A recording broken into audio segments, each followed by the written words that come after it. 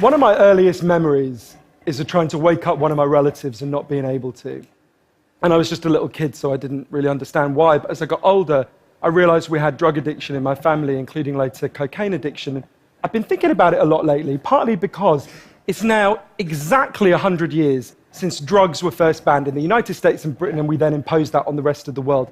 It's a century since we made this really fateful decision to take addicts and punish them and make them suffer because we believed that would deter them, it would give them an incentive to stop. And a few years ago, I was looking at some of the addicts in my life who I love and trying to figure out if there was some way to help them. And I realized there were loads of incredibly basic questions I just didn't know the answer to. Like, what really causes addiction? Why do we carry on with this approach that doesn't seem to be working? And is there a better way out there that we could try instead? So I read loads of stuff about it, and I couldn't really find the answers I was looking for. So I thought, okay, I'll go and sit with different people around the world who've lived this and studied this and talk to them and see if I can learn from them. And I didn't realize I would end up going over 30,000 miles at the start, but I ended up going and meeting loads of different people, from a transgender crack dealer in Brownsville, Brooklyn, to a scientist who spends a lot of time feeding hallucinogens to mongooses to see if they like them. It turns out they do, but only in very specific circumstances. To the only country that's ever decriminalized all drugs, from cannabis to crack, Portugal. And the thing I realized that really blew my mind is almost everything we think we know about addiction is wrong. And if we start to absorb the new evidence about addiction, I think we're going to have to change a lot more than our drug policies. But let's start with what we think we know, what I thought I know, right? Let's think about this middle row here, right? Imagine all of you, for 20 days now, went off and used heroin 3 times a day. Some of you look a little bit more enthusiastic than others at this prospect. Don't worry, it's just a thought experiment. Imagine you did that, right? What would happen? Now, we have a story about what would happen that we've been told for a century. We think because there are chemical hooks in heroin, as you took it for a while, your body would become dependent on those hooks, you'd start to physically need them, and at the end of those 20 days, you'd all be heroin addicts, right? That's what I thought. First thing that alerted me to the fact something not right with this story is when it was explained to me, if I step out of this TED Talk today and I get hit by a car and I break my hip, I'll be taken to hospital and I'll be given loads of diamorphine. Diamorphine is heroin. It's actually much better heroin than you're ever going to buy on the streets, because the stuff you buy from a drug dealer is contaminated, actually very little of it is heroin, whereas the stuff you get from the doctor is medically pure. And you'll be given it for quite a long period of time. There are loads of people in this room who may not realize that you've taken quite a lot of heroin, right? And anyone watching this anywhere in the world, this is happening. And if what we believe about addiction is right, those people are exposed to all those chemical hooks. What should happen? They should become addicts. This has been studied really carefully.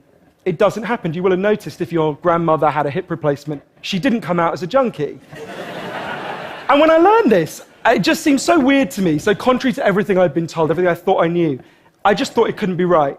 Until I went and met a man called Bruce Alexander, who's a professor of psychology in Vancouver, who carried out an incredible experiment that I think really helps us to understand this issue. Professor Alexander explained to me, the idea of addiction we've all got in our heads, that story, comes partly from a series of experiments that were done earlier in the 20th century. They're really simple experiments. You can do them tonight when you go home if you feel a little bit sadistic. You get a rat and you put it in a cage, and you give it 2 water bottles. One is just water, and the other is water laced with either heroin or cocaine. If you do that, the rat will almost always prefer the drugged water and almost always kill itself quite quickly. So there you go, right? That's how we think it works. In the 70s, Professor Alexander comes along and he looks at this experiment and he noticed something. He said, we're putting the rat in an empty cage. It's got nothing to do except use these drugs. Let's try something a bit different. So Professor Alexander built a cage that he called Rat Park, which is basically heaven for rats, right? They've got loads of cheese, they've got loads of colored balls, they've got loads of tunnels. Crucially, they've got loads of friends, they can have loads of sex, and they've got both the water bottles, the normal water and the drugged water. But here's the fascinating thing. In Rat Park, they don't like the drugged water. They almost never use it. None of them ever use it compulsively. None of them ever overdose. You go from almost 100% overdose when they're isolated to 0% overdose when they have happy and connected lives. Now, when he first saw this, Professor Alexander thought, maybe this is just a thing about rats. They're quite different to us, maybe not as different as we'd like, but, But fortunately, there was a human experiment into the exact same principle happening at the exact same time. It was called the Vietnam War. In Vietnam, 20% of all American troops were using loads of heroin. And if you look at the news reports from the time, they were really worried because they thought, my God, we're going to have hundreds of thousands of junkies on the streets of the United States when the war ends. It made total sense. Now, those soldiers who were using loads of heroin were followed home. The Archives of General Psychiatry did a really detailed study, and what happened to them? It turns out they didn't go to rehab. They didn't go into withdrawal. 95% of them just stopped. Now, if you believe the story about chemical hooks, that makes absolutely no sense. But Professor Alexander began to think there might be a different story about addiction. He said, what if addiction isn't about your chemical hooks? What if addiction is about your cage? What if addiction is an adaptation to your environment? Looking at this, there was another professor called Peter Cohen in the Netherlands who said, maybe we shouldn't even call it addiction. Maybe we should call it bonding. Human beings have a natural and innate need to bond. And when we're happy and healthy, we'll bond and connect with each other. But if you can't do that because you're traumatized or isolated or beaten down by life, you will bond with something that will give you some sense of relief. Now, that might be gambling, that might be pornography, that might be cocaine, that might be cannabis, but you will bond and connect with something because that's our nature. That's what we want as human beings. And I think, at first I found this quite a difficult thing to get my head around, but one way that helped me to think about it is, and I can see, I've got over by my seat there a bottle of water, right? I'm looking at lots of you, and lots of you have bottles of water with you, right? Forget drugs, forget the drug war. Totally legally, all of those bottles of water could be bottles of vodka, right? We could all be getting drunk, I might after this. But we're not, right? Now, because you've been able to afford the approximately £1 gazillion that it costs to get into a TED Talk, I'm guessing you guys could afford to be drinking vodka for the next 6 months. You wouldn't end up homeless. You're not going to do that. And the reason you're not going to do that is not because anyone's stopping you. It's because you've got bonds and connections that you want to be present for. You've got work you love. You've got people you love. You've got healthy relationships. And a core part of addiction, I came to think, and I believe the evidence suggests, is about not being able to bear to be present in your life. Now, this has really significant implications. The most obvious implications are for the war on drugs, right? In Arizona, I went out with a group of women who were made to wear T-shirts saying I was a drug addict and go out on chain gangs and dig graves while members of the public could jeer at them. And when those women get out of prison, they're going to have criminal records that mean they'll never work in the legal economy again. Now, that's a very extreme example, obviously, in the case of the chain gang, but actually almost everywhere in the world we treat addicts to some degree like that. We punish them, we shame them, we give them criminal records, we put barriers between them reconnecting. There was a doctor in Canada, Dr. Gabor Mate, an amazing man, who said to me, if you wanted to design a system that would make addiction worse, you would design that system. Now, there's a place that decided to do the exact opposite, and I went there to see how it worked. In the year 2000, Portugal had one of the worst drug problems in Europe. 1% of the population was addicted to heroin, which is kind of mind-blowing. And every year, they tried the American way more and more. They punished people and stigmatized them and shamed them more. And every year, the problem got worse. And one day, the Prime Minister and the leader of the opposition got together and basically said, look, we can't go on with a country where we're having ever more people becoming heroin addicts. Let's set up a panel of scientists and doctors to figure out what would genuinely solve the problem. And they set up a panel led by an amazing man called Dr. Joao Goulao to look at all this new evidence. And they came back and they said, decriminalize all drugs, from cannabis to crack. But, and this is the crucial next step, take all the money we used to spend on cutting addicts off, on disconnecting them, and spend it instead on reconnecting them with the society. And that's not really what we think of. What they did wasn't really what we think of as drug treatment in the United States and Britain. So they do residential rehab, they do psychological therapy that does have some value. But the biggest thing they did was the complete opposite of what we do. A massive program of job creation for addicts and microloans for addicts to set up small businesses. So say you used to be a mechanic. When you're ready, they go to a garage and they'll say, if you employ this guy for a year, we'll pay half his wages. The goal was to make sure that every addict in Portugal had something to get out of bed for in the morning. And when I went and met the addicts in Portugal, it's fascinating. What they said is, as they rediscovered purpose, they rediscovered bonds and relationships with the wider society.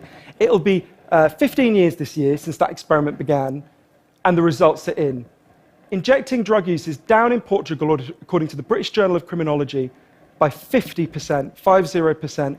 Overdose is massively down. HIV is massively down among addicts. Addiction in every study is significantly down. One of the ways you know it's worked so well is that almost nobody in Portugal wants to go back to the old system. Now, that's the kind of political implications. I actually think there's a layer of implications to all this research below that. We live in a culture where people feel really increasingly vulnerable to all sorts of addictions, whether it's to their smartphones or to shopping or to eating. Before these talks began, you guys know this, that we were told we weren't allowed to have our smartphones on. And I have to say, a lot of you looked an awful lot like addicts who were being told their dealer was going to be unavailable for the next couple of hours. And a lot of us feel like that. And it might sound weird to say, I've been talking about how disconnection is a major driver of addiction. But weird to say it's growing because you think, well, we're the most connected society there's ever been, surely. But I increasingly began to think that the connections we think we have, are like a kind of parody of human connection. If you have a crisis in your life, you'll notice something. It won't be your Twitter followers who come to sit with you. It won't be your Facebook friends who help you turn it round. It'll be your flesh and blood friends who you have deep and nuanced and textured face-to-face relationships with. And I think there's a study I learned about from Bill McKibben, the environmental writer, I think tells us a lot about this. It looked at the number of close friends the average American believes they can call on in a crisis. That number has been declining steadily since the 1950s. The amount of floor space an individual has in their home has been steadily increasing. And I think that's like a metaphor for the choice we've made as a culture, right? We've traded floor space for friends, we've traded stuff for connections, and the result is that we are one of the loneliest societies there has ever been.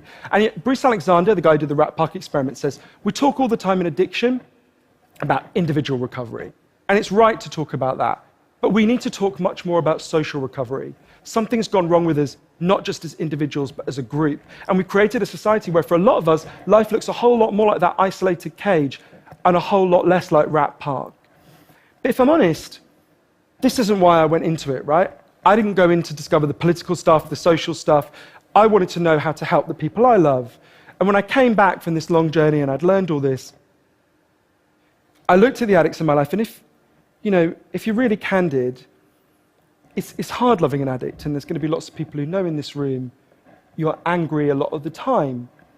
And I think one of the reasons why this debate is so charged is because it runs through the heart of each of us, right? Everyone has a bit of them that looks at an addict and thinks, I wish someone would just stop you. And the kind of script we're told for how to deal with the addicts in our life is typified by, I think, by the reality show Intervention. If you guys haven't seen it, I think everything in our lives is typified by reality TV, but that's another TED Talk. If you've never seen the show Intervention, it's a pretty simple premise. You get an addict, all the people in their life, gather them together, and say, if you don't shape up, confront them with what they're doing, and they say, if you don't shape up, we're going to cut you off, right? So what they do is they take the connection to the addict and they threaten it. They make it contingent on the addict behaving the way they want. And I began to see why that approach doesn't work. And I began to think that almost that's like the importing of the logic of the drug war into our private lives. So I was thinking, well, how can I be Portuguese, right? And what I try to do now, and I can't tell you I do it consistently, and I can't tell you it's easy, is to say to the addicts in my life that I want to deepen the connection with them, to say to them, I love you whether you're using or you're not. I love you whatever state you're in, and if you need me, I'll come and sit with you, because I love you and I don't want you to be alone or to feel alone. And I think the core of that message, you're not alone, we love you, has to be at every level of how we respond to addicts, socially, politically, and individually. For 100 years now, we've been singing war songs about addicts. I think all along we should have been singing love songs to them, because the opposite of addiction is not sobriety. The opposite of addiction is connection. Thank you.